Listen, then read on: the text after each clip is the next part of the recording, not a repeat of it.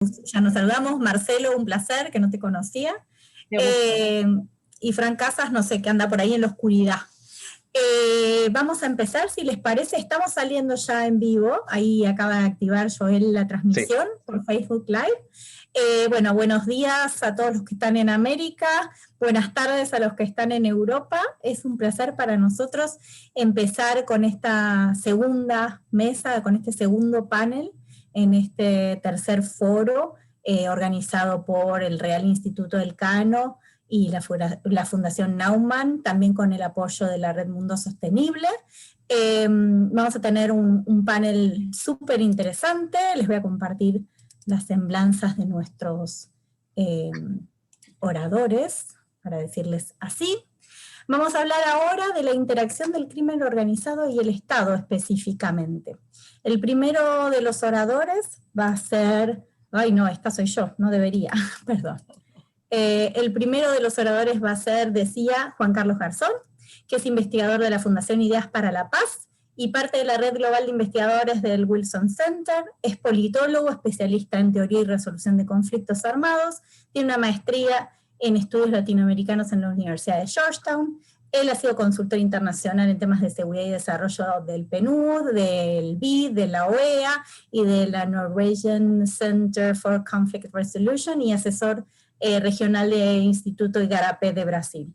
Él coordinó la unidad de análisis de la misión de apoyo del proceso de paz de la OEA en Colombia y fue investigador del Observatorio de Derechos Humanos de la Vicepresidencia de la República de Colombia y también asesoró al Ministerio de Justicia y Derecho en Colombia. Así que, Juan Carlos, te paso la palabra. Un placer y gracias por acompañarnos.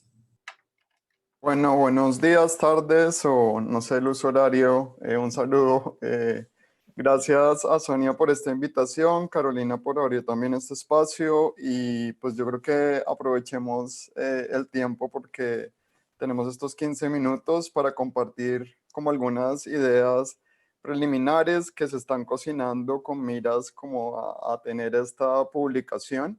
Entonces, pues voy a proyectar la presentación, a ver si tengo suerte.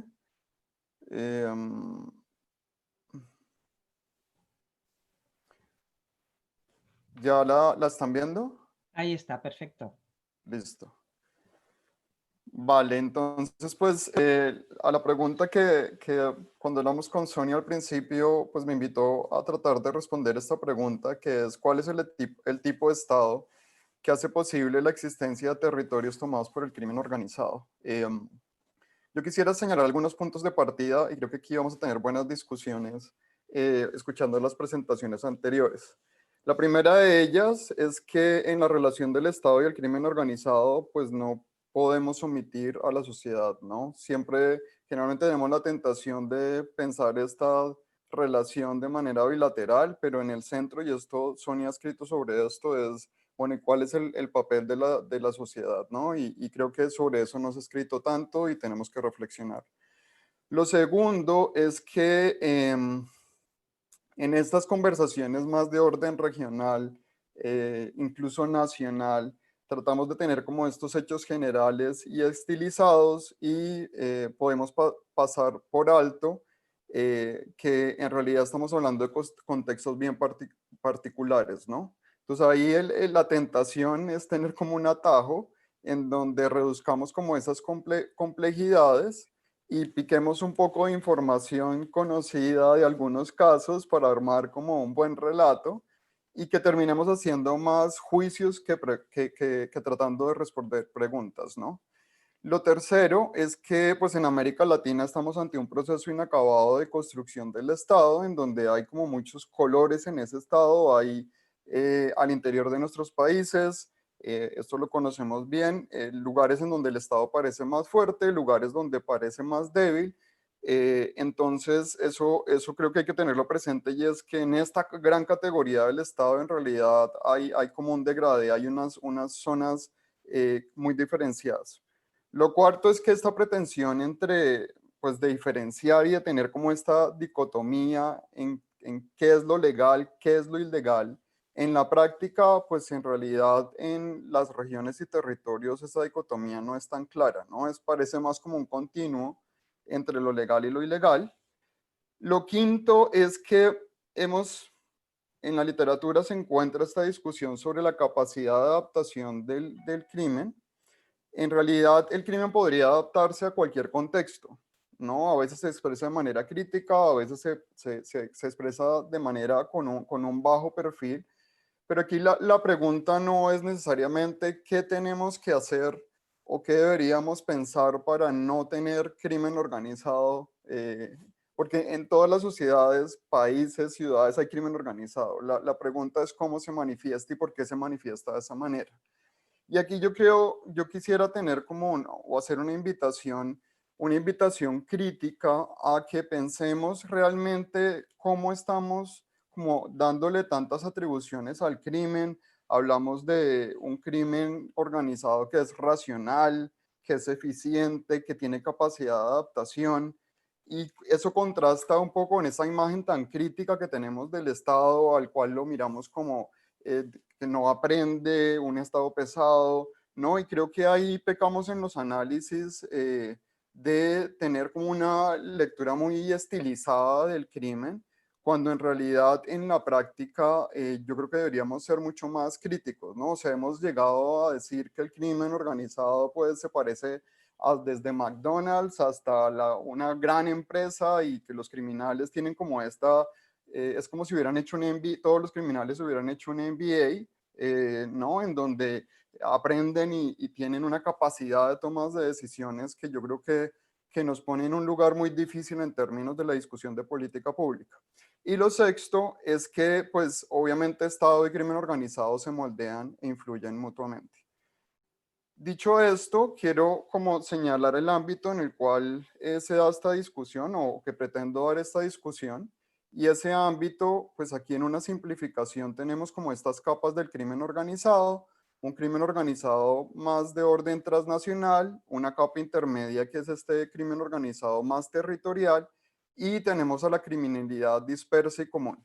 Estas tres capas se necesitan, interactúan, pero yo me voy a concentrar en la capa del medio, ¿no? Esa capa del medio donde se resuelven las relaciones con el territorio y su población, esa capa intermedia en donde está realmente la influencia y el control de economías ilegales, donde se resuelve la relación cotidiana con el Estado en estos territorios y sobre todo, digamos, no solamente estoy hablando de la periferia de nuestras ciudades y zonas rurales, sino que finalmente hay también una expresión del crimen organizado en otros ámbitos, ¿no?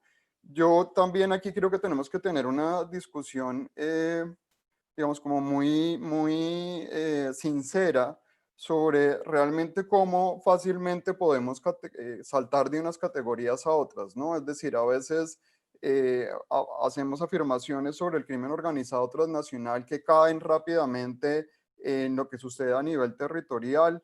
El nivel macro se confunde mucho con el nivel micro y en realidad tenemos más apreciaciones sobre el crimen organizado transnacional que buenos estudios sobre el crimen organizado territorial, aunque hay varios avances recientes.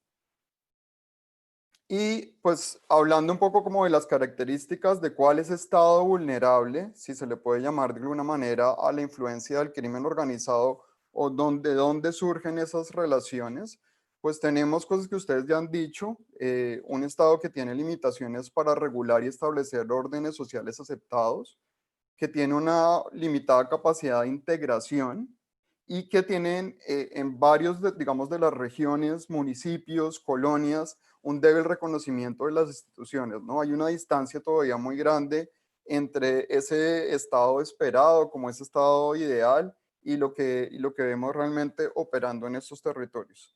Obviamente es un estado que tiene dificultades para detentar el monopolio legítimo del uso de la fuerza, y eso básicamente se traduce en una desigual distribución de los bienes públicos de la seguridad y la justicia. En América Latina hemos hablado mucho sobre la desigualdad en términos económicos y sociales, no hemos hablado tanto de la desigualdad en términos de la seguridad y la justicia, que también creo que es un signo en varios de nuestros países. Y eso también se traduce obviamente en la privatización de la seguridad, que no solamente son las empresas de seguridad privada, sino también cómo pues, se conforman estructuras armadas para intereses particulares.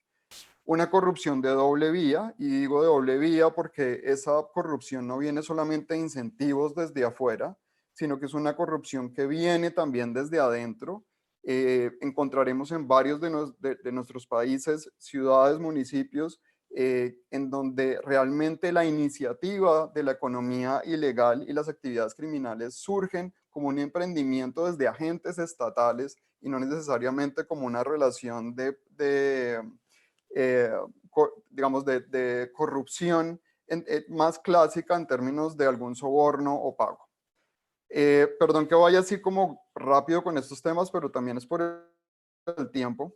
La pregunta que está en la literatura sobre si es más probable o es más vulnerable a la influencia del crimen un Estado centralizado o descentralizado, eso es una discusión, por ejemplo, que se da en Colombia a partir de la Constitución del 91, pero también es una discusión que tenemos en México, incluso en Argentina, y una cosa que está muy vigente en medio del COVID, que es una discusión que está muy vigente y es la capacidad que tienen los estados democráticos, que parecen más democráticos o más autoritarios, ¿no? De tener regulación y control social. Y esto último que quiero como poner sobre la mesa también es que en realidad hay pocos incentivos para incrementar y fortalecer su presencia. Y a raíz también de observaciones que escuché en el anterior panel, eh, yo creo que también tenemos que pensar el vacío, ese vacío estatal del cual hemos hablado, ese vacío de regulación, no solamente, digamos, como el contraste entre el territorio y las instituciones, sino el vacío estatal como una decisión política, es decir, el vacío no necesariamente como esa incapacidad del Estado de llegar a territorios, sino como una decisión consciente de no ocupar esos territorios, y eso tiene que ver obviamente con los incentivos. Y ahí también hay que tener mucho cuidado con pensar que el vacío estatal significa un vacío de orden. Puede haber un orden informal, puede haber un orden que no dependa necesariamente de las instituciones del Estado, y con ese orden interactúan los grupos criminales. Aquí entonces es importante cuestionar la hipótesis del Estado débil y el vacío estatal como la explicación para el surgimiento del crimen organizado. Quisiera que me den una pista de cuánto tiempo me queda. 5 minutos. Perfecto. Entonces, los quiero invitar a ver este diagrama. Este es un diagrama como pensado en términos de la política pública, lo que nos gustaría ver en el territorio, ¿no? Como en términos de la intervención estatal. Es un diagrama muy sencillo que tiene básicamente fines de discusión. Y entonces tenemos dos ejes, un eje que es el de la trayectoria de construcción del Estado, que yo creo que tenemos como una dificultad porque pensamos que esa trayectoria muchas veces es lineal, ¿no? Que cada vez que ganamos algo no hay camino de vuelta. Y en el otro eje está el tema del poder y la legitimidad, ¿no? Entonces tenemos como el gobierno criminal en un lado, el gobierno del Estado en el otro lado, y en el medio un conjunto de funciones sobre las cuales no necesariamente compiten, sino se complementan. Eso es como un gobierno híbrido, que es en realidad, yo creo que es como el gobierno más usual que encontramos en estos territorios, en donde no necesariamente el crimen organizado y el Estado son sustitutos, sino más bien son complementarios. Hay una investigación en curso de Christopher Blattman, Santiago Tobón, Duncan en Medellín, que da buenas luces sobre esto. Esto mismo lo hemos encontrado en la Fundación Ideas para la Paz haciendo encuestas más en zonas rurales, y es que cuando uno empieza a dialogar con los ciudadanos sobre, digamos, a quién acuden para solucionar problemas, esas respuestas no son excluyentes. Para algunas cosas pueden acudir al crimen organizado, para otras cosas acuden al gobierno del Estado, y entonces tenemos como este esquema en donde creo que hay una apreciación o casi como una invitación a pensar que lo que tenemos es que ganarle espacio al crimen organizado cumpliendo de mejor manera esas funciones y que aquí hay como un juego de suma cero en donde lo que gana el Estado lo pierde el crimen organizado. Yo no estoy tan convencido de ese argumento. Me parece que esa interacción es mucho más fluida y que las dos cosas, digamos, como esas dos dinámicas terminan interactuando en un territorio específico en donde tenemos un Estado que cumple ciertas funciones, un Estado que se siente cómodo en alguna medida con, por ejemplo, invertir en educación, tener cierta presencia institucional, mientras que el crimen organizado se concentra como en funciones específicas. Esto es una pregunta que, bueno, yo soy politólogo y me parece que en la ciencia política, obviamente la imagen del Estado construido más desde la perspectiva de Weber, pues nos presenta como este Estado en términos de tipos ideales y cuál es el Estado que quisiéramos ver. Y tenemos como esta perspectiva de que estamos construyendo el Estado, que somos un Estado joven, que para mí la pregunta es si realmente este Estado que tenemos es realmente como el punto final como de equilibrio al cual llegamos de construcción estatal. Y por eso quiero como problematizar este dibujo, porque no necesariamente creo que sea un juego de suma cero. No creo que si el Estado gana en justicia, entonces el gobierno criminal pierde, sino que en una trayectoria de más largo plazo el Estado se pone a prueba. Y esto creo que lo remarca muy bien Blattman y los investigadores que están trabajando en esta investigación, perdón la redundancia, del gobierno criminal en Medellín, cuando dicen, abro comillas, incrementar el gobierno del Estado puede aumentar el gobierno criminal. ¿Y por qué?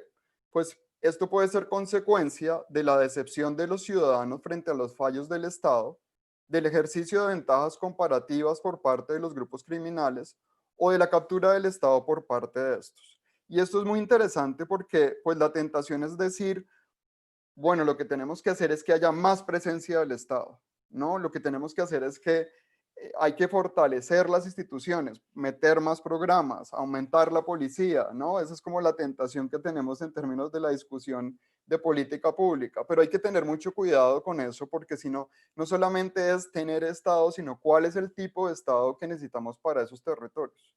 Porque finalmente, si el Estado ingresa, por poner una figura, con servicios que no son eficientes, si ingresa de manera autoritaria y imponiendo legalidad por encima de legitimidad, si es un Estado que finalmente en esa competencia que nos imaginamos con el crimen organizado termina generando una relación desfavorable, pues estamos creando las condiciones para que el crimen organizado pueda seguir operando y finalmente aprovechar esa presencia estatal. Entonces, en realidad, esto no es un juego de suma cero. Y este esquema, ya verán que no es, digamos, no es tan, es menos lineal y en realidad lo que nos presenta es como una suerte de danza entre el Estado y los grupos criminales en los cuales, en la cual en una trayectoria de largo plazo se generan unos equilibrios frágiles e inestables en donde, y esto tiene que ver mucho con el comentario de como la discusión a la cual también nos invitaba Carolina, que es esta idea de la negociación con los grupos criminales. Lo cierto es que en estos territorios, en estos barrios, en estos municipios, el Estado está negociando permanentemente. Los agentes estatales están negociando, o sea, a nosotros nos aterra, digamos, como la idea de la negociación con grupos criminales, ¿no? Pero finalmente el Estado se resuelve en esos lugares en una permanente negociación.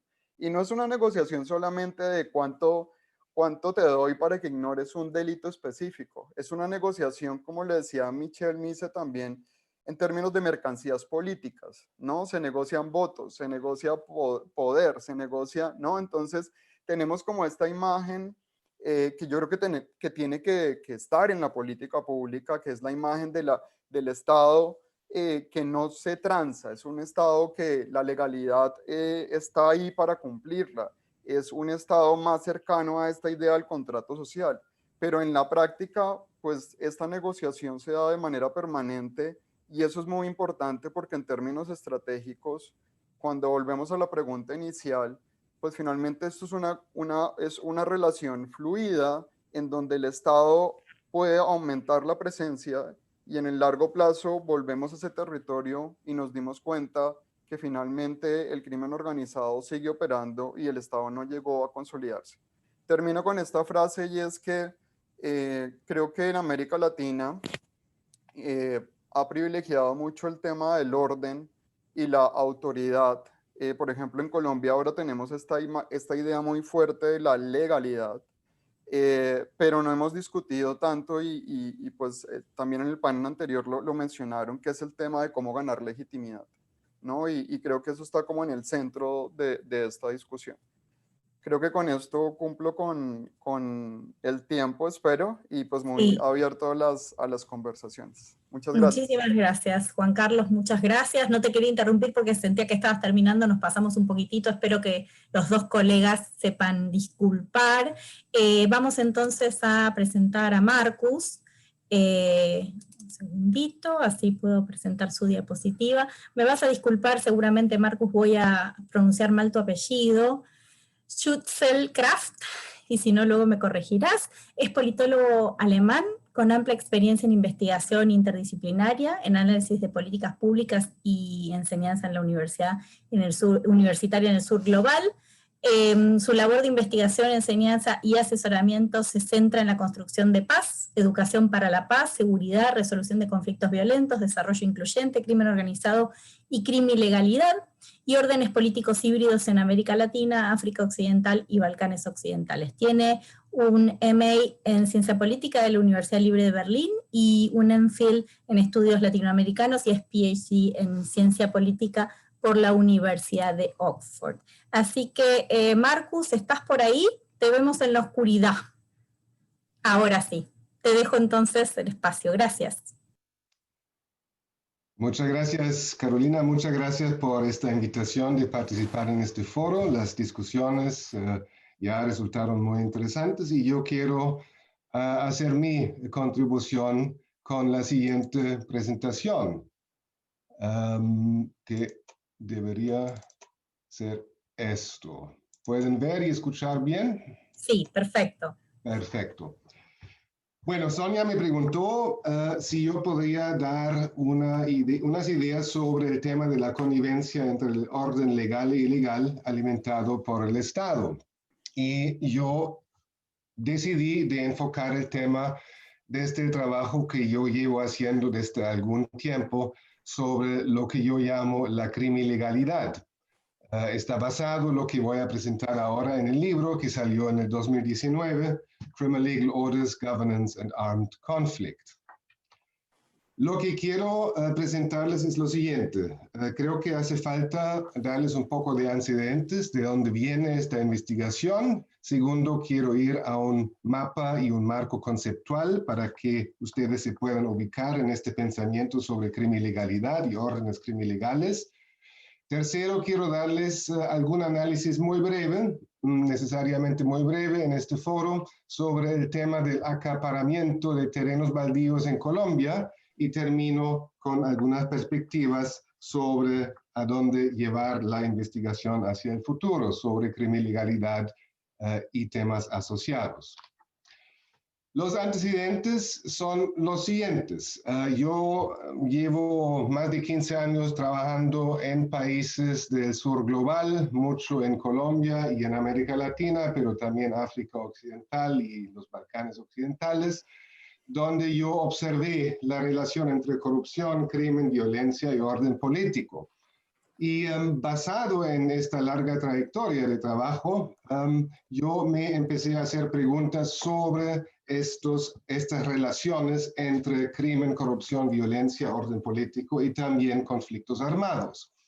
Con base en estas observaciones, durante muchos años, basados en trabajo de campo, surgió el concepto de la crimilegalidad y también surgieron los conceptos de crimilegitimidad y unlaw, que yo desarrollo y voy a darles un vistazo sobre cómo abordo los temas en un diálogo crítico con los discursos convencionales sobre crimen organizado, corrupción, gobernanza ilegal y orden jurídico político. Básicamente el tema que me interesa, que yo desarrollé con base en este pensamiento en crimen y legalidad, es la problemática interfaz y las zonas grises entre la política, el crimen y la violencia, y quiero darles una idea sobre esta problemática interfaz y las zonas grises en relación con un caso de Colombia.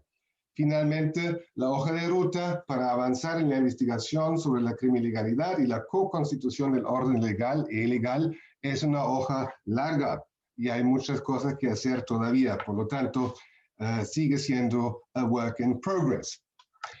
Este es un mapa conceptual que yo desarrollé. Yo no puedo hoy enfocarme en todas sus capas, sino quiero sobre todo concentrarme en lo que está en el medio, donde yo parto de la noción que ya se mencionó en varias ocasiones durante las presentaciones anteriores, la base weberiana del orden racional legal, la noción del monopolio legítimo del Estado sobre la violencia y la coerción y el Estado de Derecho, the rule of law. En mi trabajo sobre criminalidad, lo que yo hice fue darle la vuelta a esta base conceptual weberiana y empecé a indagar acerca de el estado del unlaw, los oligopolios de la violencia y de la coerción en vez del monopolio estatal y al fin y al cabo la construcción o el surgimiento de un orden criminal. Esto está en el centro de mi investigación y quiero explicar esto ahora. Más allá, en las otras capas, están las concepciones de unlaw, de criminalidad y del pluralismo legal, como también en la tercera capa, de los órdenes políticos híbridos, el neopatrimonialismo y la fragilidad estatal. Y finalmente, asuntos que tienen que ver con crimen organizado, corrupción, los llamados political settlements, los acuerdos políticos y los oligopolios de la violencia. Pero como les dije, me enfocaré sobre todo en el centro de este mapa conceptual. Como otros, yo empiezo el pensamiento sobre criminalidad con referencia al trabajo seminal de Max Weber, donde los órdenes políticos modernos son legitimados por la creencia en la legalidad de las normas promulgadas y el derecho de quienes son elevados a la autoridad en virtud de dichas normas a emitir órdenes, la llamada autoridad legal. Y en un eco de lo que elaboró Weber hace ya más de 100 años, Francis Fukuyama se refiere al asunto en estos términos. El milagro de la política moderna es que podemos tener órdenes políticos que son a la vez fuertes y capaces y sin embargo obligados a actuar solo dentro de los parámetros establecidos por la ley y la elección democrática. Bueno, teniendo esto como base y mirando una situación como se presenta hoy en día, por ejemplo, en Colombia, uno no tiene otra opción que dudar, digamos, de la fortaleza y de la relevancia de estas aproximaciones a entender a los órdenes políticos modernos. En esta concepción, el Estado de Derecho, the rule of law, es un componente central de los órdenes políticos modernos. Yo me pregunté, con base en mi trabajo de campo extendido en países del sur global, ¿existen órdenes políticos basados en la ilegalidad o la criminalidad? Y puede que la legalidad coexista con la ilegalidad, criminalidad a lo largo de un espectro que abarca la supuesta división entre estos dos ámbitos sociales e institucionales. Estas preguntas me llevaron a diseñar el espectro de la criminalidad y criminlegitimidad, que tiene dos ejes. Uno es el de la legitimidad y el otro es el de la legalidad hacia la ilegalidad o criminalidad. Es en este espacio entre estos dos estos dos ejes donde se construyen los modos de gobernanza crimilegal a los cuales voy a referirme en un momento. Los órdenes crimilegales son un tipo de orden crimilegal. Ustedes lo pueden apreciar aquí en el cuadro, en el número 4, donde existe una alta ilegalidad o criminalidad, más una alta legitimidad de lo que es la ilegalidad o criminalidad.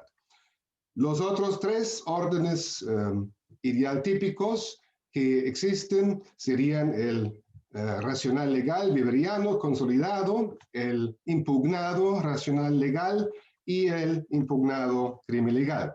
Yo me quiero enfocar en lo que sería el tipo número 4 del orden crimilegal consolidado.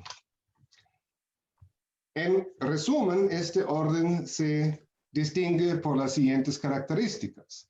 La crimilegalidad yo la defino como la eficacia positiva de normas ilegales criminales, o lo que yo llamo UNLAW, que es el conjunto de normas establecidas mediante la violación de la ley oficial.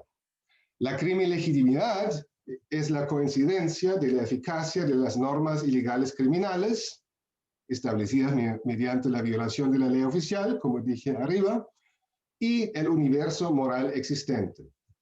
Y el orden crimilegal es un orden político híbrido, con límites difusos, morales, normativos y sociales, entre la legalidad, legitimidad y la ilegalidad, criminalidad o ilegitimidad. Lo importante aquí es que los órdenes crimilegales que podemos observar dependen de la existencia de una base racional legal. No obstante, la legitimidad de la ley oficial está sujeta a la impugnación por parte de actores estatales y no estatales, y es una impugnación constante, dinámica. Y estos actores estatales y no estatales incluyen un abanico amplio de actores como líderes políticos, burócratas del gobierno, movimientos sociales, élites empresariales, pero también organizaciones insurgentes, paramilitares, criminales, etc. Quiero ahora muy brevemente referirme a un caso de crimilegalidad en Colombia. Ustedes ven aquí otra vez el espectro de la crimilegitimidad y legalidad, donde yo me quiero enfocar en el primer caso, que es el non-violent land grabbing, el acaparamiento no violento de tierras. Ustedes pueden ver, está pegado, eso es netamente a manera de ilustración, el caso, como lo explicaré en un segundo, más hacia el eje de la legalidad, y además consta de una dimensión de legitimidad bastante alta. El otro caso del acaparamiento de tierras violento, que también discuto y elaboro en el libro, no lo puedo dar a conocer hoy. Yo creo que haciendo referencia y reflexión sobre lo que ya se dijo a lo largo de este evento, es importante aquí que no escogí un caso donde haya efectivamente participación directa de organizaciones criminales, sino es un caso donde tenemos de manera esquemática los siguientes actores, y son actores tanto no estatales como estatales. En el lado de los no estatales, ustedes encuentran a una empresa azucarera del Valle del Cauca y un bufete de abogados en Bogotá. Además, encuentran un holding de compañías creadas en Europa, registradas en Luxemburgo y creadas por la Cooperación Azucarera. Y arriba, en la parte de los actores estatales, encuentran a un notario público. Entonces, ¿cuál era el tema aquí? Es un tema reciente de acaparamiento de tierras de manera crimilegal sin el uso de la violencia. La estrategia de la empresa azucarera y de sus abogados era eludir y dar vuelta a la ley sobre terrenos baldíos, 160 de 1994, por medio de la explotación de algunas lagunas legales que están en la ley. Eso se logró, ellos pudieron efectivamente hacerse de las suyas de 43.000 hectáreas de terrenos baldíos en el Vichada, y eso lo hicieron por medio de una estrategia de trucos, básicamente, como yo dije, eludiendo la ley 160 del 94, creando cooperaciones de fachada, después registrando estas con el notario público y poniendo también en escena las compañías registradas en Europa. Ahora, el tema aquí es la criminalidad, no es solamente un asunto de corrupción, porque no había corrupción como tal. Tampoco es un asunto de crimen como tal, sino lo que pasó es que la notaría pública, como un delegado del poder estatal, registró a estas empresas de fachada creadas por la empresa de azucareros junto con su bufete de abogados, y de esa manera dio vía libre a un acaparamiento de tierras que era de por ley en sí prohibido. Además, lo crimen legal aquí es que no solamente hubo una actuación de notario público, sino también el acaparamiento encajaba muy bien en la ley de Sidres de 1776, de 2006, de la administración Santos, y los planes de desarrollo de la administración Santos. Se dio a conocer el esquema, hubo intervenciones de parte de varias agencias del Estado, tanto del Estado jurídico como del Estado político. Hubo intervenciones también por parte de la prensa, de periodistas de investigación, que trataron de llevar esto al conocimiento público, pero el hecho es que no ha habido, según mi conocimiento, acciones legales o un cuestionamiento político y social más amplio.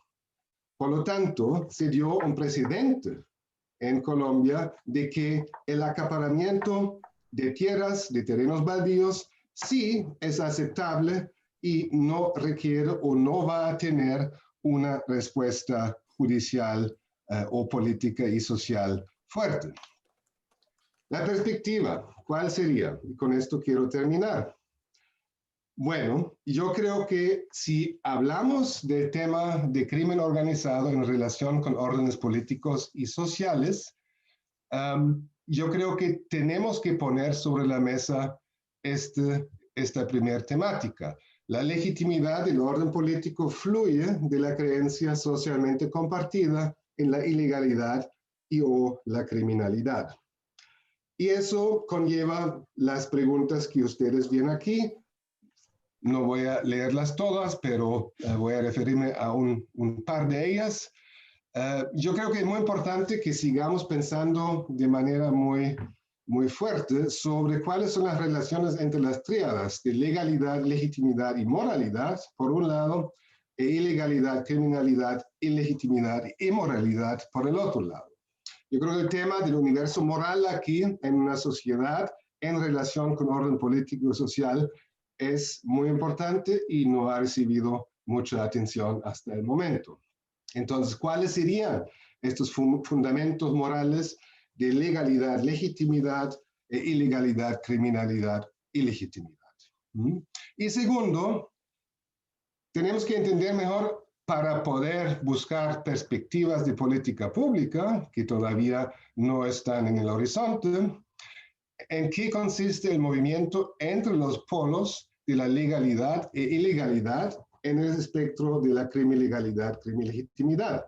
Siempre recuerden, por favor, los 4 tipos ideales de órdenes políticos que les mostré y el eje o el espectro de la criminalidad, criminalegitimidad. ¿Cómo se dan movimientos? ¿Qué factores impulsan las transiciones de los órdenes penales consolidados a los órdenes racionales legales consolidados? Y tienen las órdenes criminales diferentes niveles, es decir, existen en el nivel subnacional, nacional y supranacional.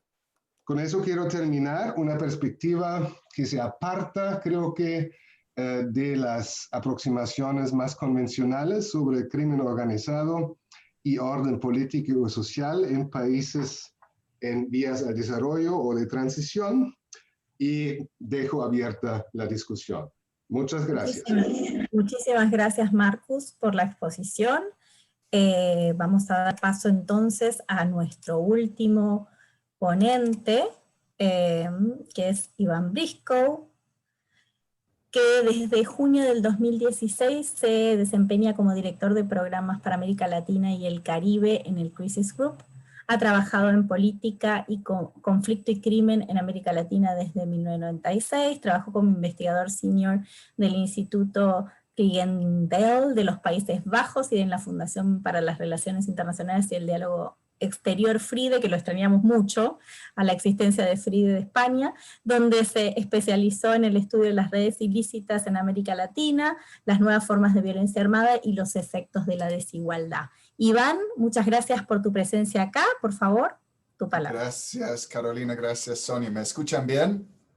Bueno, sobre todo quiero destacar desde el principio qué placer estar en un panel con Juan Carlos y Marcos. Marcos fue mi antecesor en esta silla hace varios años, así que felicito a los dos sus presentaciones. Yo voy a tomar un perspectiva un poco diferente sobre este asunto porque voy a abordarlo desde la perspectiva de la corrupción. Obviamente, la corrupción es el mal uso y abuso de la oficina pública, y la criminalidad se tiene que ver con la violación de la ley. Son diferentes cosas, obviamente se solapan.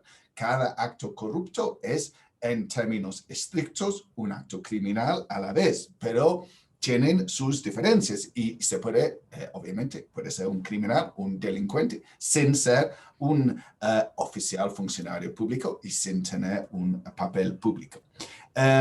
Dicho eso, creo que la manifestación de corrupción que vemos de manera consistente en América Latina a niveles altos de poder político, poder público, es algo que da lugar a un abanico de actividades criminales, más bien facilita un abanico de actividades criminales y la forma de contemplarlo es la creación de mercados secundarios en decisiones, resoluciones y actos públicos. Básicamente, un funcionario público de alto nivel, un juez, un comisario de policía, un alcalde, un gobernador regional con su equipo, todos tienen decisiones que impactan en la criminalidad y la posibilidad de proseguir con actividades criminales, esquemas criminales, y pueden vender estas decisiones al mejor postor para facilitar esta criminalidad. Eso es una concepción, una estructura básica, pero voy a entrar en más profundidad en el tema de la corrupción en América Latina para empezar, para después llegar finalmente a establecer unos detalles más claros sobre la relación entre corrupción y criminalidad. Si pasa a mi primer diapositivo, tengo una presentación aquí y en el primer diapositivo veremos, estos son mapas gráficos desde el informe sobre América Latina de Transparency International de 2019 y muestran a la derecha, ¿no? La percepción de corrupción, la experiencia de corrupción, o sea, muestran cuántas personas informan que han tenido que pagar una coima a un funcionario público. En el último año vemos diferentes cantidades, desde más del 30% en México, 50% en Venezuela, 10% en Chile o en Brasil. Obviamente, estos actos de corrupción no son, de lo que sabemos, parte de redes de criminalidad organizado en su conjunto, ¿no? Son actos muchas veces por funcionarios públicos, sea la renovación de un permiso de conducción, sea entrado en una cama, en un hospital. Hay muchas posibilidades que los que viven en América Latina conocemos varios, si no todos, y no son particularmente violentos. También no hay necesidad de la violencia porque es el mero poder de transacción que tiene el funcionario que significa que pueden ganar el dinero. Y tampoco se puede decir que la corrupción siempre ha sido desaprobado en América Latina. Tiene sus anclas históricas muy claras en la venalidad de los puestos públicos durante el Imperio Español, una tradición que ha continuado desde la independencia, obviamente, y que en muchos casos está tolerado por los ciudadanos que tienen expectativas de niveles bastante bajos de eficiencia estatal y ven la corrupción como un cortocircuito para llegar a los servicios que necesitan o las decisiones públicas que necesitan. Dicho eso, seamos muy claros, la corrupción hace tiempo ha sido foco y fuente de enorme descontento público. No es un proceso consistente, varía en el tiempo, pero si miramos la Revolución Cubana en los años 50 y la Revolución Nicaragüense en los años 70, que realmente se explotó en términos de la movilización pública después del mal uso de los fondos después del terremoto de 72 en Nicaragua, vemos que la corrupción, la inestabilidad pública, el descontento público están claramente vinculados en América Latina, aunque con irregularidades. Y después a la izquierda de este gráfico vemos la percepción de corrupción gubernamental en cada país, que son bastante altos, a pesar de algunos de estos países, particularmente Chile, está considerado uno de los menos corruptos en la región. Y también la corrupción por institución, donde vemos, obviamente, la percepción es muy alta en cargos políticos y en partidos públicos. Bueno, voy ahora a intentar entender mejor el papel de la corrupción en facilitar la criminalidad de larga escala, que creo que es lo que más nos importa aquí, la criminalidad de larga escala, que es la criminalidad más violenta y más lucrativa también, ¿no? Y voy a hacerlo abordando el tema desde el papel político de la corrupción. ¿Qué papel juega políticamente la corrupción en las democracias andinas y de toda América Latina, si me permite? Si pasa al próximo diapositivo. Aquí vemos, volviendo a lo que decía antes, la percepción de si se gobierna por el bien de todo el pueblo. Vemos un descenso en los últimos años, pero, y este es algo que destacar muy importante, un descenso en esta percepción que empezó antes de la desaceleración económica en la región. Ya en 2013, por supuesto, había enormes protestas en Brasil contra los servicios públicos malos, pero eso fue antes de la recesión, ¿no? Si pasa al próximo diapositivo, voy a empezar abordando el papel político. Hay tres elementos aquí. Hay la percepción política, la corrupción, el papel en términos de mecanismos políticos de la corrupción y, por último, digamos, la lógica política de la corrupción. Son diferentes formas de abordar un poco el mismo tema. Empezando con el primero. Obviamente, la corrupción ha sido una bandera de lucha política por la derecha y la izquierda en la región, con diferentes perspectivas. Esto es muy importante tomar este en cuenta. Para la derecha, sobre todo la derecha, digamos, tecnócrata y también populista en términos de como Jair Bolsonaro en Brasil, representa la decadencia ética de élites políticos y estatales, ¿no? Y la necesidad de limpiar el sistema, digamos, viciado del Estado, los funcionarios y sus propias, digamos, relaciones y tráficos de influencias.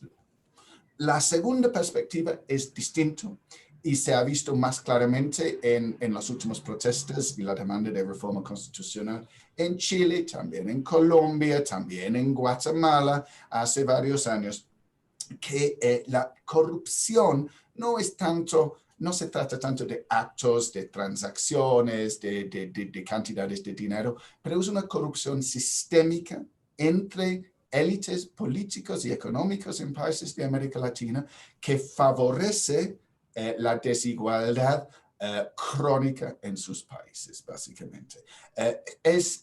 Son las relaciones, los conclaves entre los poderosos y los ricos que ocurren, digamos, en la oscuridad, en la clandestinidad, pero básicamente controlan las trayectorias de políticas públicas en las democracias electorales modernas, ¿no? Y las palabras para describir esta situación son muy comunes, dependen de cada país. Es el pacto en algunas partes. En Perú se conoce como la repartija. En Chile es el círculo, hablamos la mermelada. En Colombia, pero todos reflejan un poco este mismo fenómeno que exacerba la realidad de una desigualdad muy alta ya existente en América Latina. Y por último, obviamente, y esta se puede decir que es la perspectiva dominante, ¿no? en nuestras conversaciones hoy, es la amenaza contra el Estado weberiano. Efectivamente, funcionarios públicos vendiendo cuotas de poder público a organizaciones criminales o grupos de interés para sus propios intereses. La privatización del servicio público, efectivamente. Estas son las diferentes interpretaciones políticas. Pero creo que es importante destacar, en segundo lugar, los mecanismos de corrupción en sistemas políticos actuales en América Latina, porque la corrupción no es un vicio, un cáncer, no es un virus, no penetra los sistemas desde afuera, es esencial el funcionamiento de las democracias modernas debido a la fragmentación, la competencia, la creación de diferentes polos de poder. No es para decir que sistemas autoritarios, centralizados, serían mejor, porque como ha dicho Juan Carlos, este es un tema de debate. Es para decir que hay lógicas de transacciones dentro de las democracias hoy en día que vemos consistentemente en diferentes países. 3 en particular, la financiación política y para campañas electorales. Este existe en absolutamente todos lados. Hay enormes gastos electorales en diferentes países. Brasil y per cápita. Brasil es un monto muy importante, pero per cápita en lugares como Guatemala es excepcionalmente alta. Los estudios hechos por la Comisión CICIG de la ONU en Guatemala mostró de la financiación política que existe en ese país, se estima que 50% viene de contratistas del Estado y 25% directamente del crimen organizado, que sugiere un nivel de penetración criminal y corrupto del sistema político muy alto. Segundo, tenemos las transacciones entre el Ejecutivo y la legislatura. Esto es sumamente importante, ¿no? Que el Ejecutivo busca coordinación y aprobación de sus medidas en la legislatura por medio de los coimas y el pago de corrupción. Y si baja a la próxima diapositiva, sí, por favor. Este es un gráfico nada más tomado del país, de los movimientos de diferentes países en el caso Odebrecht, donde había unos sobornos totales estimados en 800 millones. Lo que hizo Odebrecht fundamentalmente, que fue efectivamente utilizar sus dineros, ¿no? Para coimear gobiernos, altos oficiales, para después ganar contratos, ¿no? Es un modelo que ha sido utilizado desde hace tiempo en muchos contextos nacionales. Lo que hizo Odebrecht fue transnacionalizar esta práctica, pero también vinculado con lo que pasaba en el caso Petrobras, ¿no? Las ganancias de los políticos, los partidos políticos, los líderes políticos, por medio de estas redes de corrupción, ¿no? Recibir el dinero directamente de las empresas que ganaron contratos del Estado, era utilizado para pagar políticos en el Congreso. Veo que tengo 2 minutos más, así que estoy muy reducido en mi tiempo. Así que voy a tener que dejar ese gráfico. Vuelve al diapositivo anterior, por favor. Y por último, en términos de los mecanismos de corrupción en el Estado, en las compras y contrataciones públicas. Yo temo que voy a tener que correr por la última parte, que es un poco la lógica política de la corrupción. Y estos son algunos hechos estilizados, como decía Juan Carlos. Estas son descripciones de cómo se ve el uso concreto, político de las redes de corrupción en diferentes contextos de América Latina. La corrupción pactada es el concepto que utilizaría para Brasil, ¿no? Para digamos, coordinar entre la legislatura y el ejecutivo por medio de ingresos ilegales, ilícitos, viniendo de las grandes empresas recibiendo contratos del Estado. La corrupción prebendaria en Venezuela es cuando el Estado tiene bajo su control varias redes de corrupción y ganancia ilícita que efectivamente comparte con diferentes constituencies, diferentes apoyos militares, civiles y otros intereses para que forman parte de una coalición más o menos sólida. Y el último, la corrupción más criminalizada, que creo que es el tema que ha dominado un poco hoy la discusión, es lo que encontramos sobre todo a escala local en contextos como México y Colombia. Lo que vemos acá es obviamente la presencia de grupos de criminalidad organizada relativamente fuertes en esos territorios, pero también políticamente hay un parte correspondiente muy importante que yo llamaría enclaves autoritarios. Son regiones donde líderes, varones políticos, efectivamente, tienen el poder y la impunidad para llegar a relaciones con la criminalidad local que pueden ser bastante fuertes, bastante resistentes, ¿no? Y duran mucho tiempo. Un ejemplo es Veracruz o Guerrero en México, que hemos estudiado desde Crisis Group. Y por medio de los partidos políticos nacionales, estas relaciones locales de criminalidad de alguna manera entran en el juego de la política nacional, porque son los muy débiles partidos políticos en estos países que dependen de los varones locales para la entrega de votos, sobre todo en las elecciones nacionales, y por medio de estos varones locales hay relaciones directamente con la criminalidad local. Probablemente no tengo más minutos, pero sí tengo un par de cosas más para decir, así que voy a pedir un exceso de tiempo, un minuto o dos. Si pasa al próximo diapositivo, no probablemente el próximo, pero el próximo contexto. ¿No es este? No, tampoco. Avanza, por favor, tampoco.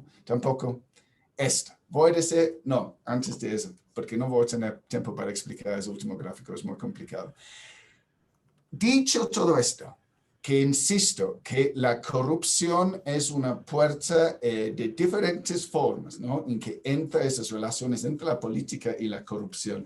El tema es que, ¿cuál es su intensidad? ¿Cuál es su importancia? Porque eso nos lleva a la importancia en términos de la inseguridad y la violencia criminal, que creo que es el interés primordial que tenemos en estos casos. ¿Hasta qué punto la corrupción puede favorecer la violencia criminal? Yo creo que esto tiene mucho que ver con la naturaleza, la intensidad de relación, los vasos comunicantes, ¿no? Los casos de líderes políticos que tienen grupos de violentos, criminales, a su servicio en América Latina son pocos. No, estoy hablando de líderes políticos a nivel nacional. A nivel regional es diferente. Y también los casos del narcoestado son pocos. Si llamamos al narcoestado cualquier estado que tiene algunos funcionarios relacionados con el narcotráfico, casi todos, ¿no? Son narcoestados. Pero si estamos hablando de estados que privilegian sobre todo la extracción de dinero por medio del narcotráfico, son muy pocos que han existido en la historia. Entonces, hablamos de otros tipos de relaciones que son, digamos, la superestructura de relación entre política, corrupción y criminalidad. Hay colusión, hay casos de colusión.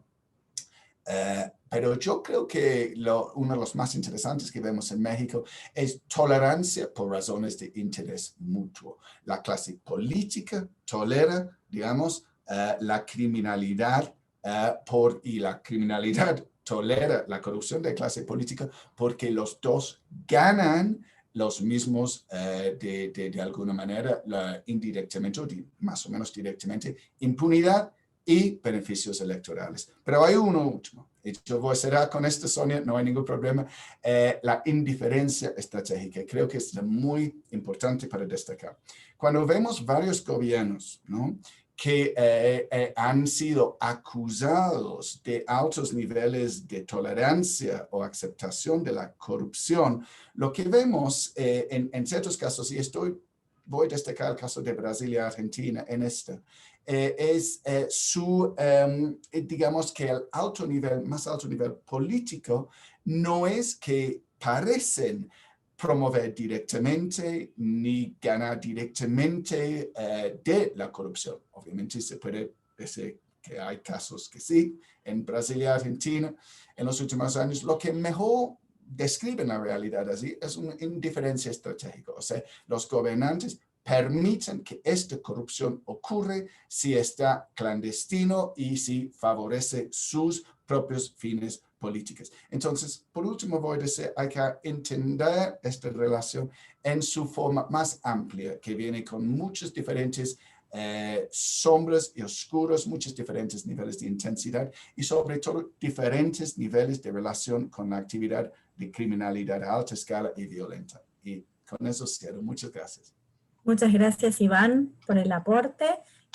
Bueno, voy a invitar a Marcus, a Juan Carlos y a todo el resto de los panelistas que están presentes si quieren encender sus cámaras.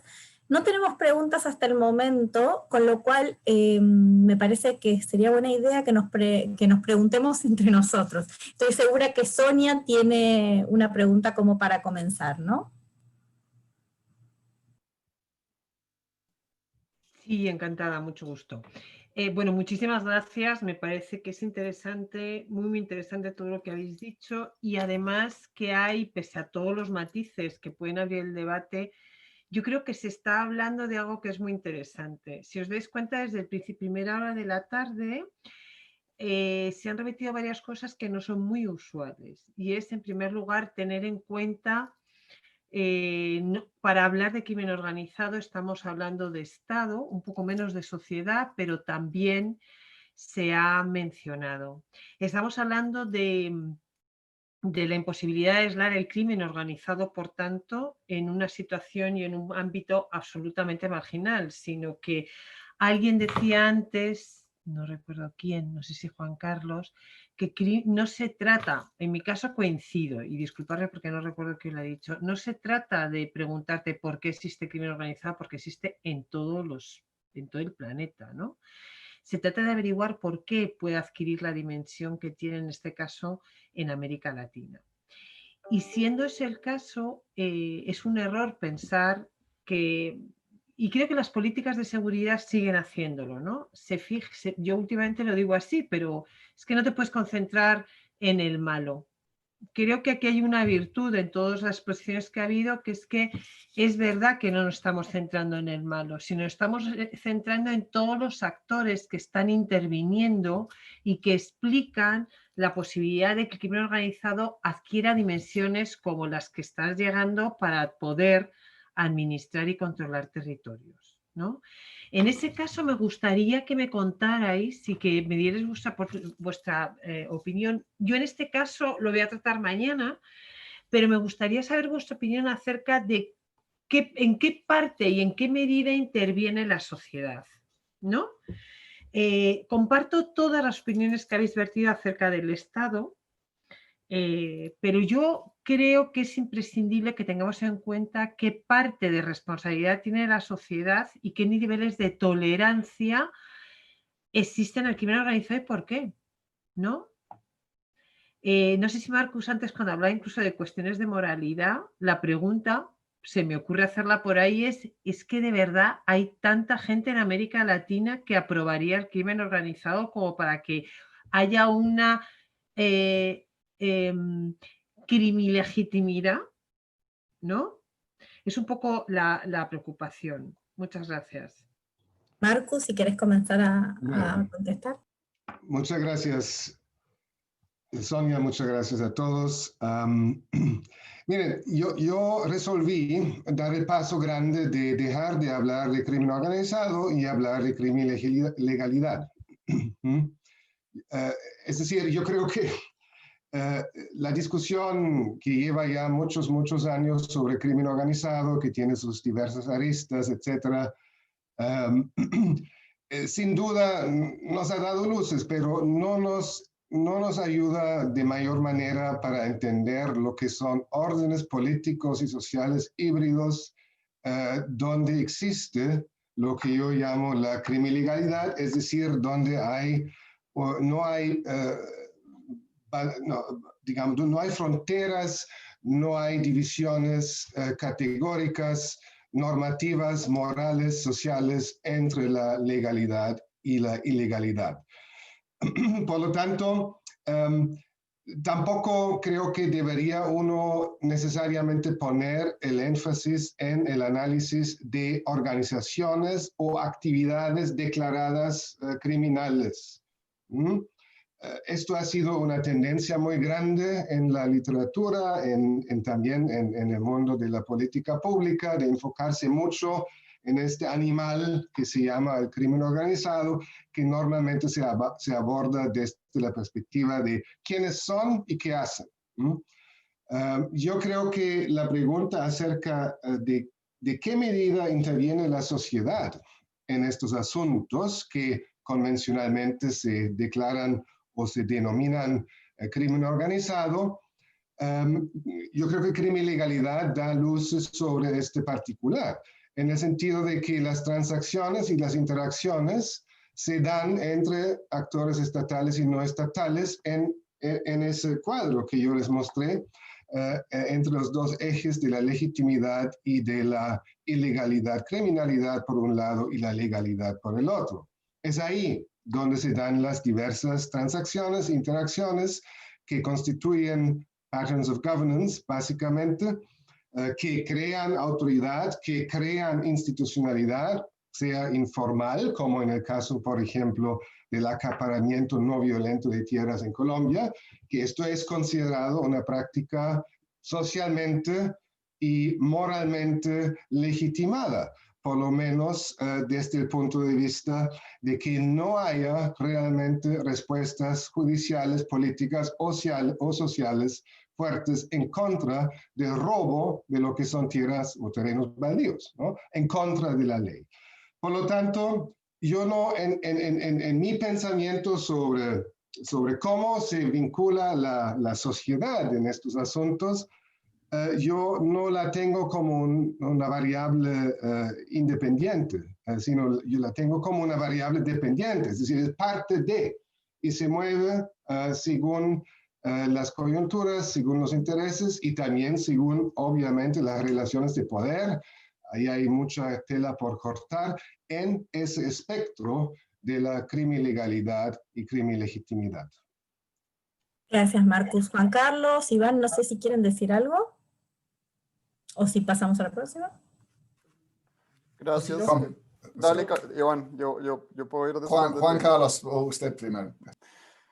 Yo quisiera mencionar brevemente que creo que hay una pregunta que tenemos que hacer y es, ¿cuál era ese orden que había antes de que el crimen organizado pudiera tener la influencia que llegó a tener, ¿no? Porque el crimen organizado finalmente interactúa con ese orden que ya había, que generalmente lo que hace es tratar como de sacarle ventaja, aprovecharse, incluso tomar la decisión de romper ese orden y tratar de imponer uno nuevo, pero no lo hace, o sea, es muy raro que lo haga sin aliados, o sea, sin una parte que respalde, digamos, o que se beneficie en la imposición de ese orden. Entonces creo que creo que es una pregunta de investigación que todavía está abierta, no solamente cuál es el tipo de orden que impone el crimen organizado, sino qué orden precede a ese orden. Y creo que ahí hay una cuestión que encontramos y es como una serie de prácticas, si se pueden llamar como autoritarias o violentas en algunos casos, para resolver conflictos sociales, ¿no? Que también son como reproducidas. O sea, la práctica, por ejemplo, del linchamiento, la práctica de la justicia por mano propia, la práctica nosotros en la Fundación Ideas para la Paz, haciendo una investigación, nos encontrábamos que parte del problema, por ejemplo, de la permanencia o la expectativa de justicia por parte de las comunidades y porque hay una preferencia por la justicia ilegal, es porque la consideran muy rápida, efectiva, así sea injusta, o sea, así sea arbitraria y así sea autoritaria. Entonces, creo que hay en la base también una pregunta sobre cuáles son esas prácticas y esas instituciones que ya estaban antes como de esta predominancia del crimen. Por eso yo no comulgo tanto con el tema de los vacíos, ¿no? Porque es muy, De acuerdo. ahí, digamos, ahí en el vacío, en realidad encontramos prácticas, encontramos instituciones que ya estaban, órdenes que ya estaban, y lo que hace el crimen es como tratar de adaptarse a eso en parte, ¿no? ¿Me permites un segundo, Caro? Bueno, tanto Sí, dale.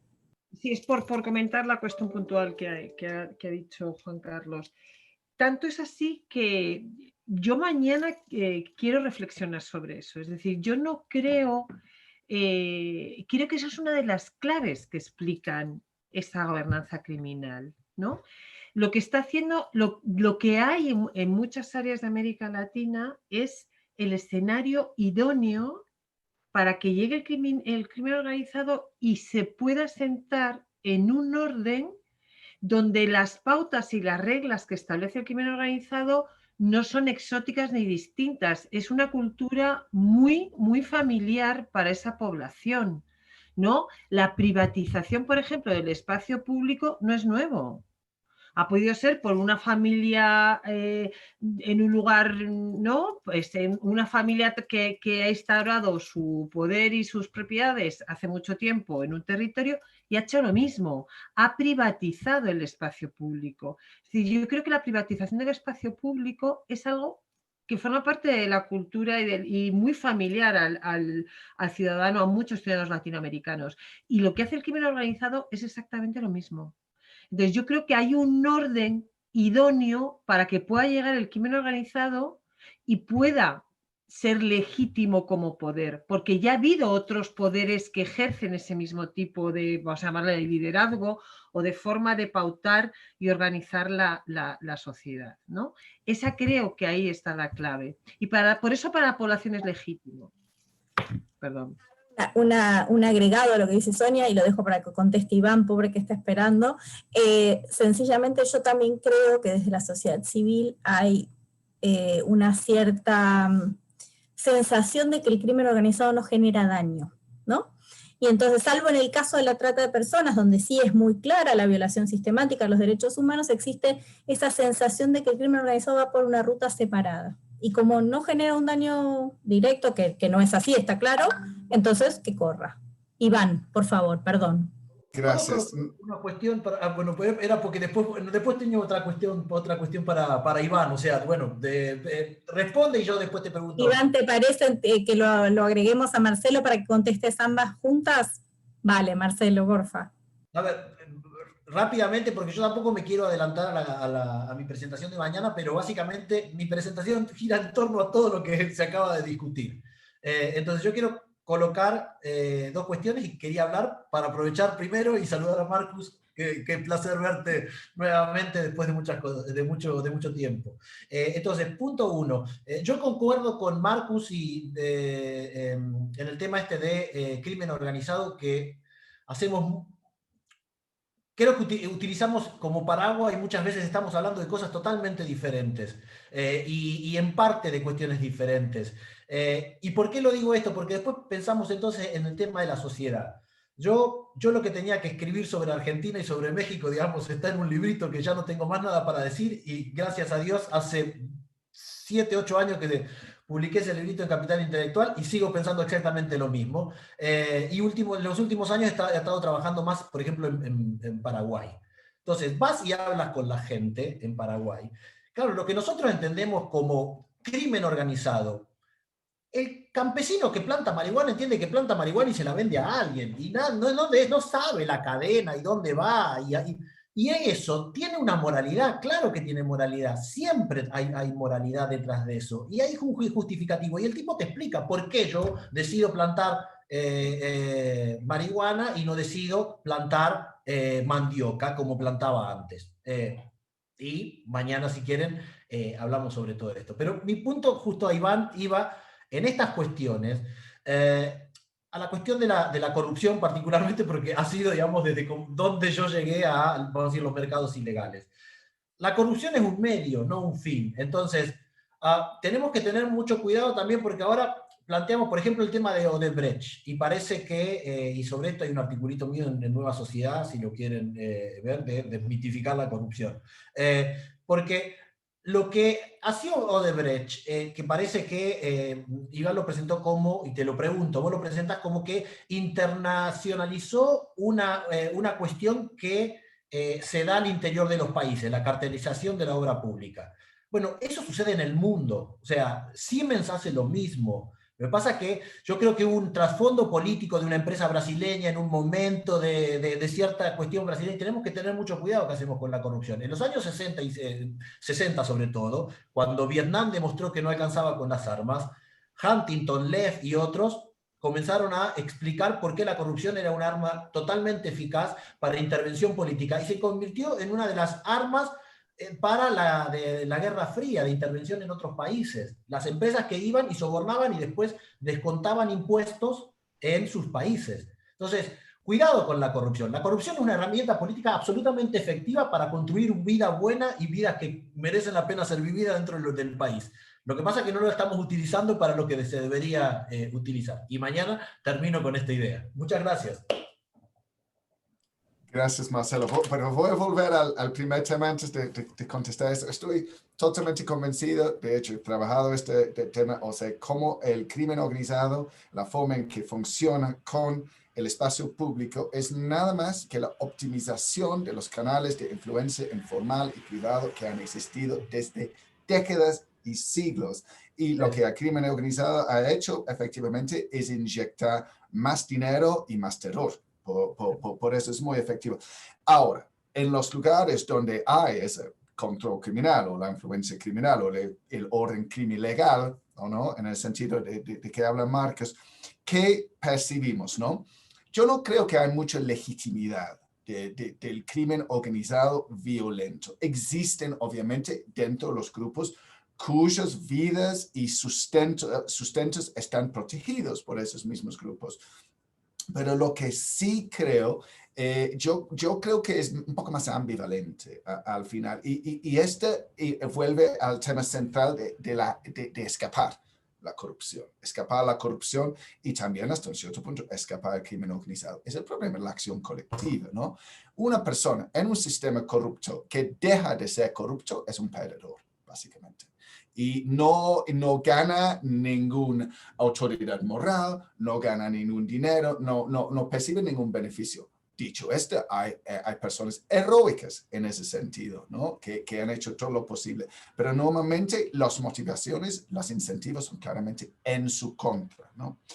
Y creo que la inercia en términos de la existencia de corrupción, la existencia de crimen organizado en lugares muy locales, donde obviamente esa, digamos, socialización en la comunidad es más fuerte, es algo que hay que tomar en cuenta. Yo veo menos apoyo activo del crimen organizado que tal vez que otras personas. Y por último, sobre este tema, quiero que hay que destacar, por enésima vez, ¿no?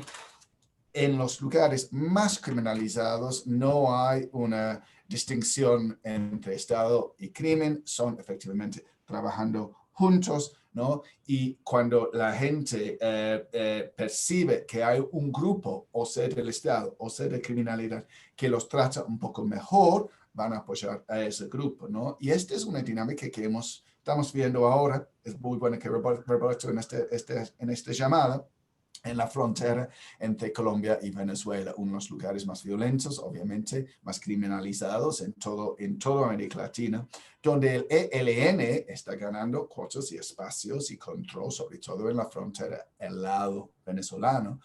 Pero para los ciudadanos allá les gusta el ELN porque les parece menos violento, más, digamos, consistente en sus castigos. Los castigos no son tan violentos. Esta es la percepción. Y obviamente reparten estas cajas CLAP que vimos en la foto de Roberto antes. Entonces, la idea de que una competencia entre Estado y grupos criminales no es si son realmente la fuerza legal o la fuerza ilegal, es quien me trata mejor.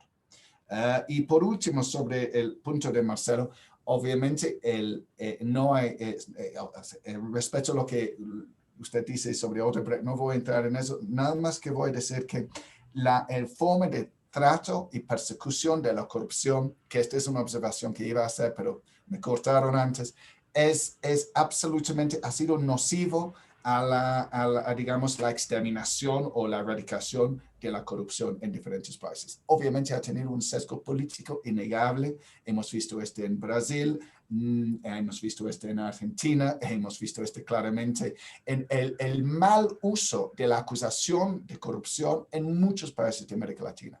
El único lugar, o unos pocos lugares, mejor dicho, donde han embarcado en una campaña sistémica para erradicar o disminuir la corrupción están en Guatemala, bajo el CICIG, y que terminó al final, la misión estaba echada del país porque tocaba la fibra de las relaciones entre las clases políticas y económicas. Y esto lamentablemente es lo que ha pasado en América Latina. Vamos a ver qué pasará en los próximos años. Gracias, Iván. Bueno, tenemos algunas preguntas o comentarios que llegaron en Q&A. Raquel Ballestín Martínez pregunta a Juan Carlos, ¿cuáles son los factores principales que hacen que una vez el gobierno estatal haya aumentado con respecto a la presencia del poder criminal, vuelva a caer? Luego Marina Zaguar le pregunta a Marcus, ¿realmente cuán importante es la diferencia entre crimilegalidad y crimilegitimidad en cuanto a su influencia en la ciudadanía? Y por último, Patricio Suárez dice que existen empresas criminales regionales, que si modificando las constituciones se garantiza la inmunidad de los actores y se comparte ese espacio con una gobernanza criminal, ¿cómo ven el futuro de América Latina? Y en ese sentido, ¿cómo creen que las Fuerzas Armadas quedarían planteadas? ¿Si asumirían a lo mejor roles multifuncionales o si podrían llegar a desaparecer? ¿Les parece que empecemos por Juan Carlos? Y después Marcus y después Iván. Vale, pues muchas gracias por esa pregunta. Yo creo que es una de las preguntas claves en términos de política pública, y es que finalmente aquí hay un tema de secuencia, ¿no? De cómo pensamos que debería intervenir el Estado. Ahí hemos tenido diferentes ejemplos a lo largo de América Latina. Tiene que ver también con una cosa que repetimos y repetimos, pero que todavía no sabemos resolver, que es qué es esto de la intervención integral del Estado, ¿no? Que, digamos, cómo se relaciona el tema de la seguridad con el tema de desarrollo de las instituciones. Y al final, no sé si compartan esto conmigo, pero eso se ve sobre todo en Colombia, y es esta percepción por parte de las poblaciones de que primero el Estado no llega para quedarse, es decir, que pueden hacer operaciones, digamos, no llega a consolidarse en el territorio, sino que son como operaciones de entrada y salida, en donde pueden dar golpes, pero la gente sabe que el Estado en algún momento se va a ir. Lo segundo es que este reclamo de que hay una mirada como militarizada, en donde está como esta idea de ocupar el territorio y en donde no se crean nexos con la población civil, que finalmente los ciudadanos son vistos como parte también del problema, ¿no? Entonces, hay como un vínculo muy fuerte entre las estructuras criminales y las poblaciones, en donde se estigmatiza un poco a las poblaciones que han estado ahí. Lo tercero es que hemos sido poco exitosos en ofrecer alternativas para las economías ilegales. No, eso no sabemos bien cómo hacer eso. En Colombia la sustitución de cultivos no ha prosperado, pero podríamos ver diferentes economías ilegales en América Latina, y al final, digamos, si no hay una respuesta sostenible, las condiciones se continúan recreando. Y al final tiene que ver, y eso es un tema central, de lo cual no hablamos tanto, y es cómo creamos capacidades locales. Generalmente la intervención del Estado viene del Estado central, o una intervención desde arriba, que no llega a comprometer a los alcaldes, que no llega a comprometer a las organizaciones sociales, que no llega como a tener un vínculo. Entonces, cuando el Estado ese Estado central que llegó ahí para hacer algún tipo de intervención ya no está, pues básicamente esas capacidades pues no fueron creadas. Yo creo que hay muchos ejemplos. A mí me llama la atención, por ejemplo, qué pasó con la policía pacificadora en Río, ¿no? Este modelo que teníamos, pues cuando al Estado le tocaba llegar ya con la parte social y con la otra parte, pues eso nunca sucedió. En Colombia tenemos varios ejemplos sobre eso. Entonces, tenemos yo suelo pensar esto como un Estado que es como un gigante con pies de barro, ¿no? Que llega con su poder y los helicópteros y, ¿no?, la gendarmería y todo lo que, pero que al final no llega a sostenerse ni quedarse, ¿no? Y sobre eso hay aprendizajes en términos locales. Y eso no solo, eso crea condiciones para que el crimen organizado se legitime, ¿no? Para que vuelva a afirmar que ese Estado es un Estado ineficiente, es un Estado que está en contra de los ciudadanos, es un Estado que al final se va a ir y es un Estado que no ofrece opciones, ¿no? Juega como en contra.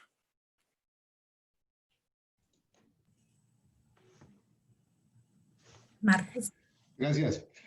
Sí, muchas gracias, Marina. Mira, si te acuerdas, la idea es un espectro de crimen ilegalidad y crimen legitimidad, con los dos ejes. Y en ese espectro perfectamente puede haber situaciones en un determinado orden político o social en América Latina o en otras partes del mundo, sobre todo en el sur global, donde hay legalidad y donde hay legitimidad. Es decir, puede haber una condición weberiana, para así decirlo.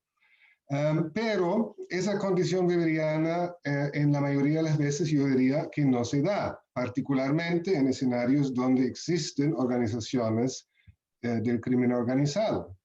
Y por lo tanto, en el espectro se mueven dinámicamente aspectos de crimen legalidad y crimen legitimidad y se co-constituyen unos a los otros.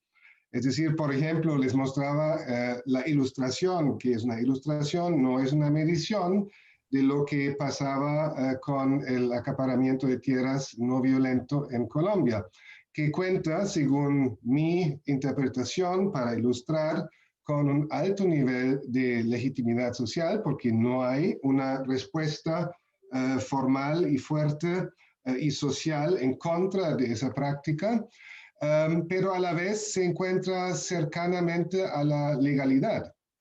Y por lo tanto, no tenemos una situación parecida a lo que sería el acaparamiento de tierras violento por medio de grupos paramilitares con el apoyo de la fuerza pública, que es el otro caso que yo trabajo en el libro. Entonces, en resumidas cuentas, la pregunta sería, uno no es más importante que el otro, la criminalidad o la criminalegitimidad, sino se co-constituyen. Y dependen mucho del caso que uno esté analizando en particular, donde se ubica ese fenómeno particular de criminalidad y criminalegitimidad sobre el espectro que diseñé. Espero que eso haya respondido tu pregunta. Gracias. Muchas gracias. Iván, por favor. Sí, brevemente, porque estoy de acuerdo con mucho lo que ha dicho, creo que hay que tomar en cuenta un elemento esencial en términos de la respuesta pública, ¿no?, a la criminalidad, particularmente cuando es muy violento. Es la fragmentación que hemos visto en grupos criminales y armados en los últimos años, muchas veces como respuesta a las políticas militarizadas de lucha contra la droga, lucha contra la criminalidad en Colombia y en México. Está muy notable en México. En Crisis Group hemos seguido el proceso de fragmentación. Estimamos que hoy en día hay 200 grupos armados criminales en México. En un estado como Guerrero hay 40, ¿no? Y esto complica mucho la respuesta. porque si es una respuesta de policía y militares, ¿cómo pueden combatir 40 grupos en el caso de ese estado a la vez, ¿no? De forma más o menos equitativa, ¿no? Obviamente tiene que ser hacer una selección que llega a, ¿no?, acusaciones de ser partidario de un grupo en lugar de otro y todas estas complicaciones. Y otro, obviamente, con tantos grupos que son diversificados, que tienen ingresos de diferentes, no solamente de la droga tradicional, pero de extorsión, de minería, de diferentes formas de actividad criminal, o sea, y por eso son más resistentes.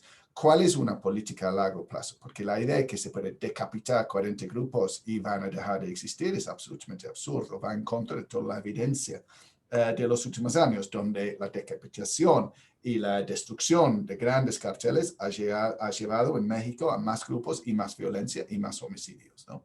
Y entonces lo que yo creo que es esencial son formas de intervención muy focalizados, muy regionalizados, ¿no? Con apoyo, obviamente, del gobierno y de donantes internacionales, que abordan el tema integralmente, ¿no? Y la idea de que solamente la coerción, la aplicación de la ley va a ganar si no hay caminos a la desmovilización, mejoramiento de la fuerza pública y sobre todo monitoreo adecuado de sus funciones para que no entren actos corruptos, fortalecimiento de las fiscalías locales, ¿no? Estos son todos esenciales a la vez, ¿no? Y hay que empezar con expectativas realistas, porque lo que hemos visto en los últimos años en los países muy criminalizados, ¿no? No en toda América Latina, porque hay varios países que sí han bajado sus niveles, sus tasas de homicidio, ¿no? Sea Guatemala, sea Honduras, sea El Salvador, sea Paraguay, por ejemplo, Panamá y otros lugares. Pero cuando el contexto es de gran concentración de actividad criminal como en Colombia y México y altos niveles de corrupción del Estado, aunque sea a nivel local, las soluciones anteriores no van a funcionar. Muchas gracias, Iván. Bueno, antes que nada, gracias a todos. Ha sido, creo, un panel de lujo. Ha sido una gran mañana para los que estamos de este lado del Atlántico, gran tarde para los demás. Mañana vamos a continuar con este tercer foro.